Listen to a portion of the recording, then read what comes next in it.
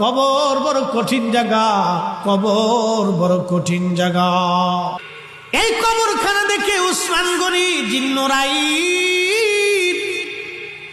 কবরের পাশে দাঁড়ায় দাঁড়ায় থরথর থরথর করে কাঁপতেন। সাহাবা একরাম বলেন, আমিরুল মুমিনিন, আল্লাহ আপনাকে দুই নূরের অধিকারী বানিয়েছেন, দুনিয়ার থেকে জান্নাতের সার্টিফিকেট পেয়েছেন, তারপরেও কেন কবর দেখে দেখে আপনি কাঁদেন?